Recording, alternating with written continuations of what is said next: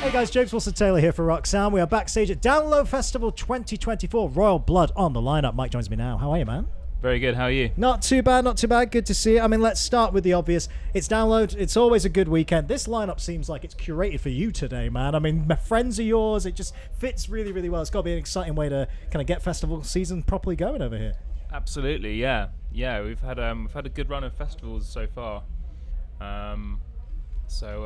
lineup today looks pretty amazing. So. Well, I mean, Queens of the Stone Age for a start. Obviously, friends of yours and everything. That feels like a kind of pretty perfect end to the night for a lot of people. It's the right way to finish most things. That's what Josh always says. I feel it's gonna work well. Well, obviously, it's been a little bit of a minute since the album as well, so let's catch up on that because obviously we caught up a little bit around the time.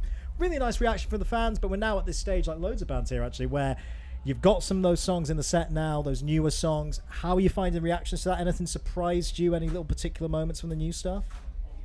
Yeah, I mean, I guess the record we just made has some quiet moments on it.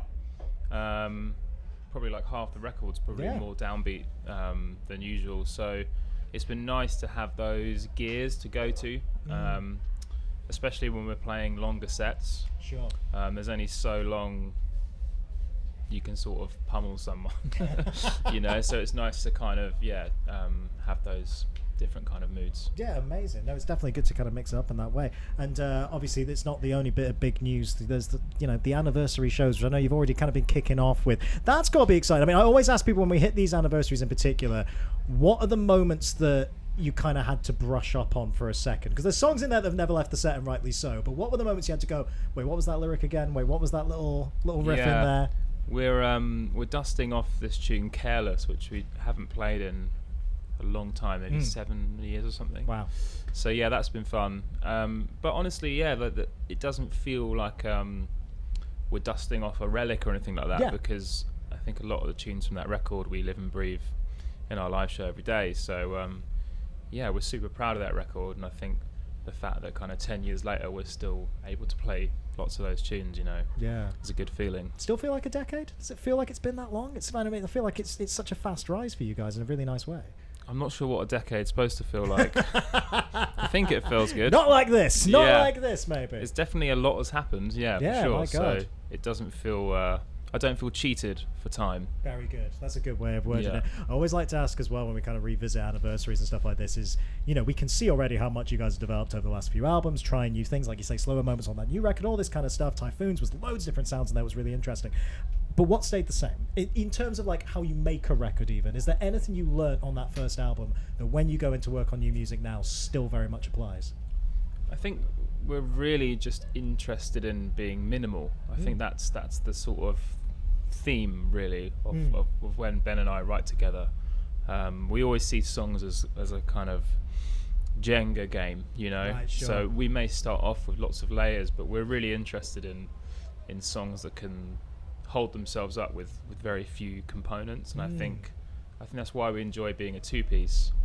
And obviously now we have Darren, who kind of helps us out on certain songs, so we know we have that to go to, but ultimately we're always looking for very simple songs that have very little going on in them. I think that's kind of the thrill.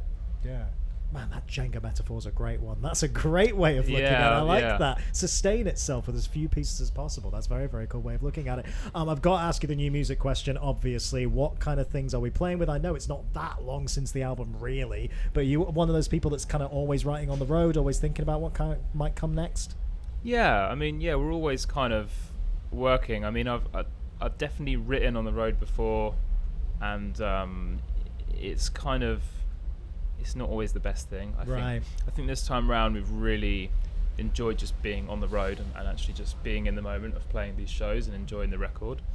As for what we do next, I don't think we ever know. I think we go into the studio and we just kind of start, and it's really like being led by our instincts rather than going in with preconceived ideas of what we should be making, because I think sometimes that can be limiting too early, you know.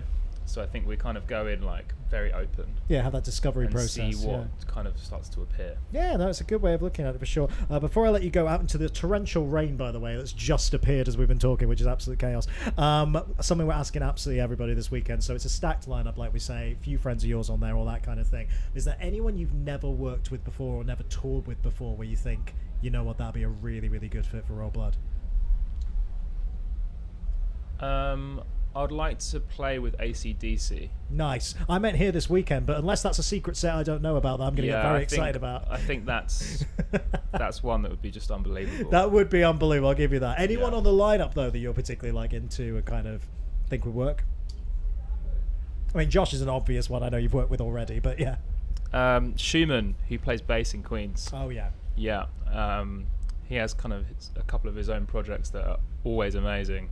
So I think a collaboration there, I think, would be good. Yeah, holding his own there. We could both play bass at the same time. Yeah, there we go. Double bass. I can see the album cover now, back to back. It's going to make a lot of sense and work really well.